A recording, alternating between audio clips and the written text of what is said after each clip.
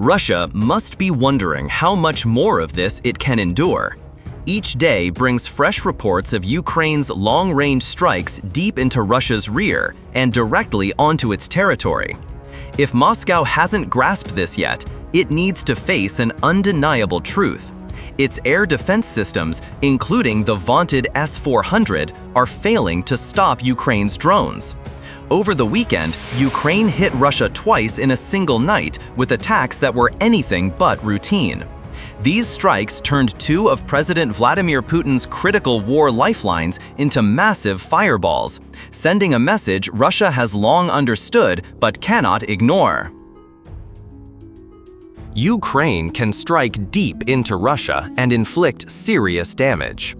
On August 24, Euromaidan Press reported that Ukraine launched a devastating attack, damaging two key Russian targets.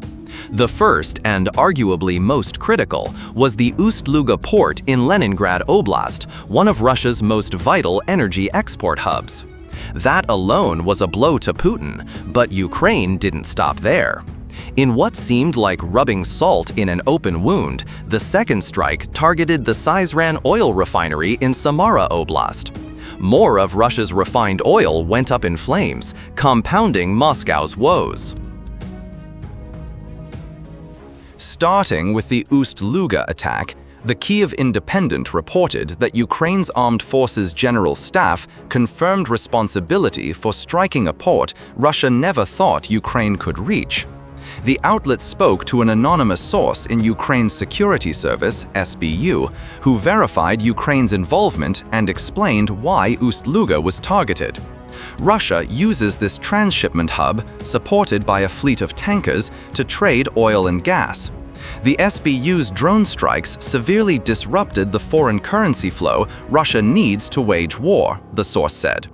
The hub in question handles condensate gas and refined fuels.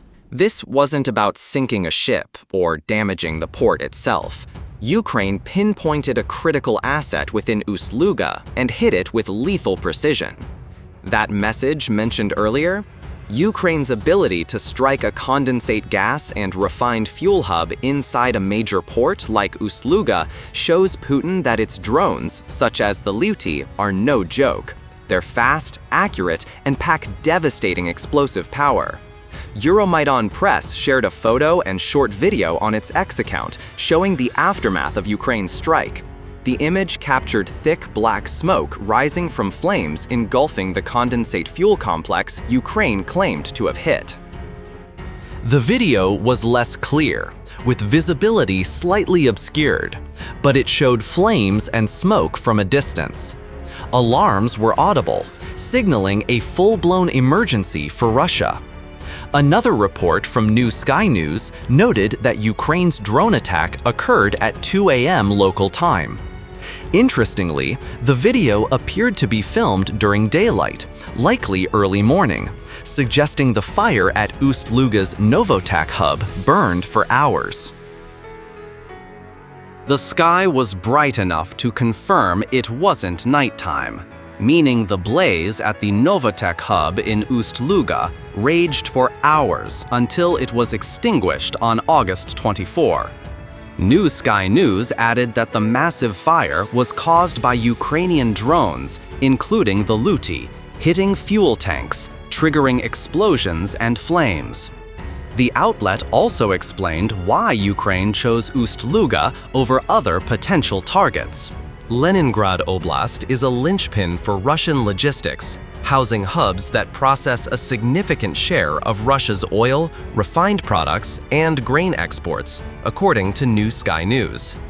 Ust-Luga is particularly critical, as the Kremlin is positioning it as a key workaround to evade Western sanctions.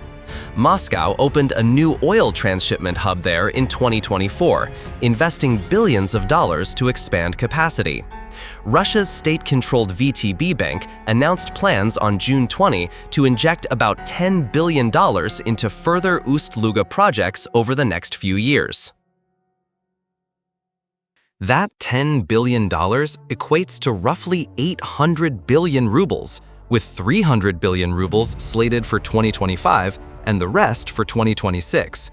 About 200 billion rubles will come from Russia's National Wealth Fund, a reserve Putin has repeatedly tapped to sustain his invasion of Ukraine. The Moscow Times reported in June that this fund is projected to run dry by 2026, underscoring Ust-Luga's importance. Russia's willingness to draw from this critical fund to enhance the port signals it's a major revenue source Moscow aims to grow, until Ukraine's strike dealt a painful blow to those plans. Russia, predictably, remains in denial. Leningrad Oblast Governor Alexander Drozdenko took to Telegram to explain the Ust-Luga incident. He claimed that on the morning of August 24, 10 unmanned aerial vehicles, UAVs, were destroyed over the port. Debris from these drones allegedly sparked the fire at the Novotek hub. Firefighters and Russia's Ministry of Emergency Situations were working to extinguish the blaze. It's almost as if Ukraine's drone debris is more effective than the drones themselves. Drozdenko's claim that Russia shot down Ukraine's drones only for their debris to cause a massive fire exactly where Ukraine aimed strains credulity. A clearer picture of what happened may come from Leningrad residents who witnessed the attack. New Sky News reported that locals near the port heard and felt explosions so powerful they rattled windows in homes miles away.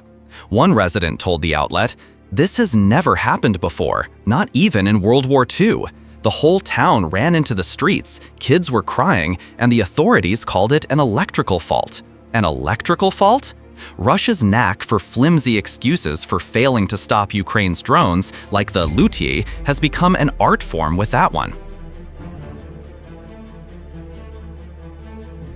While Leningrad residents watched flames light up the sky, another Ukrainian strike was causing chaos elsewhere. The second attack targeted a familiar type of target for Ukraine in August, an oil refinery. Specifically, it hit the Syzran refinery mentioned earlier. Euromaidan Press provided most of the details, noting the attack struck a facility about 1,050 miles from Kyiv, highlighting how far Ukraine's deep strike drones have advanced.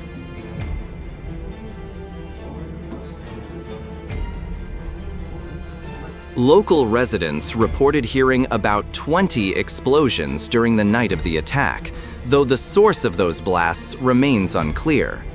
They could have been Ukrainian drones shot down or direct hits on a refinery already struck 3 times earlier in February, March, and early August. Clearly, Ukraine has zeroed in on a target it intends to destroy completely. Russia can't claim the refinery is in good shape. A photo shared on Euromaidan Press's X account showed smoke rising, likely from a direct hit by a Ukrainian drone. The same account posted a short video appearing to show a Ukrainian drone diving toward the refinery. The drone was hard to spot, just a black speck in the sky, but the result was unmistakable. It was an undeniable direct hit. Ukraine's Armed Forces General Staff claimed responsibility in a Telegram post, stating that on the night of August 24, units from the main intelligence directorate and Ukraine's unmanned systems forces, alongside other defense components, caused fire damage to Russia's fuel and energy infrastructure at the Syzran refinery in Samara Oblast. The General Staff explained why Syzran was chosen. It processes about 8.5 million metric tons of Russian crude oil annually into products like gasoline, aviation kerosene, and diesel, accounting for 3.08% of Russia's total refining capacity. That percentage may sound small, but Ukraine scored a bonus with its drone strikes, Euromaidan Press reported.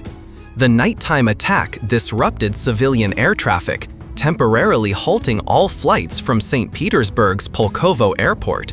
The airport wasn't directly targeted. That's not Ukraine's style. Instead, the threat of Ukrainian drones and Russia's response forced the closure. Russia's defense ministry later reported that Ukraine launched 95 drones across 12 regions, some reaching St. Petersburg. In one night, Ukraine took out a condensate gas and refined fuel hub and part of an oil refinery. The obvious question now is how these strikes will affect Russia's war effort going forward. In both cases, Ukraine targeted Russia's energy infrastructure, products sold abroad, and used to supply its civilians and frontline troops in Ukraine. At Ust-Luga, this meant condensate gas and refined fuels, key revenue streams fueling Russia's war machine. That's why this strike matters. Ust-Luga is a vital hub for Russia's condensate gas and fuel exports, with Moscow investing billions of rubles to expand its capacity. Ukraine's attack didn't just damage a major asset. It warned that Russia's upcoming investments in Ust-Luga could be wiped out overnight. The European Union is at least trying to address Europe's collective reliance on Russian gas, which indirectly funds Putin's war despite financial sanctions. In June, Reuters reported that the EU proposed a phased ban on all Russian gas imports, with new contracts barred from 2026 and existing long-term deals ending by 2028. That's a step, but a full ban is over 2 years away, and Russia will still rake in significant revenue from Europe's energy purchases in the meantime. Ukraine's strike on Ust-Luga wasn't just about showing Russia it could hit a critical port. It damaged a facility Moscow has poured billions into and relies on for export revenue. Russia can't sell what it can't process or ship. While the Ust-Luga attack won't halt Russia's exports entirely, more strikes like it would be needed. It signals Ukraine's intent to repeatedly disrupt Russia's supply chain. Put simply, the August 24 Syzran attack wasn't a one-off. It wasn't even Ukraine's first strike on the facility in 2025, as noted earlier. More significantly, August marked Ukraine's escalation in targeting Russia's refining capacity with serious impact, and it's working. On August 19, United 24 Media reported that a series of Ukrainian strikes on Russian refineries, starting in late July and early August, forced Russia to shut down refineries, accounting for up to 13% of its total capacity. In less than a month, Ukraine crippled a significant portion of Russia's ability to refine crude oil into products like gasoline and diesel needed by its customers, civilians, and soldiers. Russia has begun imposing fuel restrictions in some regions as Ukraine's relentless strikes deplete supplies, Euromaidan Press reported on August 23. The outlet noted that 42% of Ukraine's deep strikes since January targeted Russian refineries. These attacks have caused issues so severe that residents on the remote Kuril Islands now face a 2.6-gallon fuel purchase limit per person, and Russia is scrambling to import gasoline from Belarus to ease the crisis.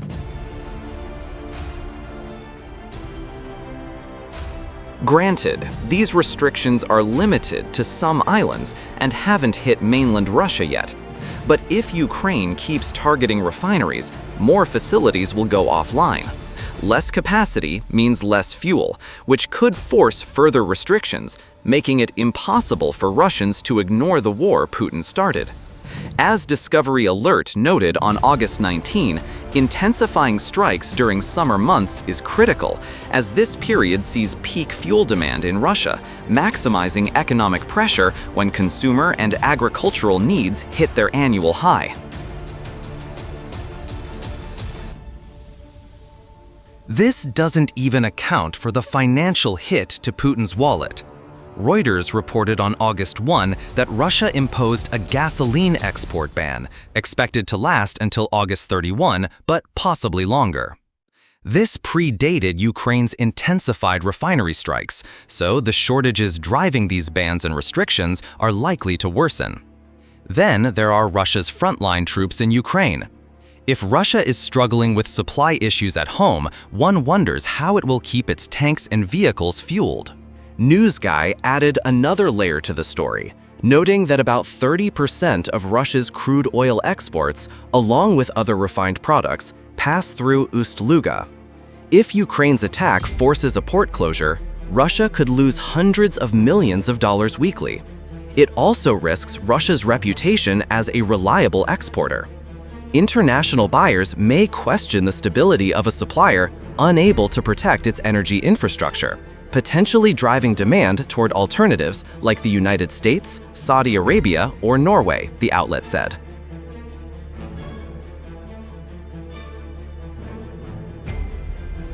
Ukraine isn't just hitting Russia's fuel supply in the short term.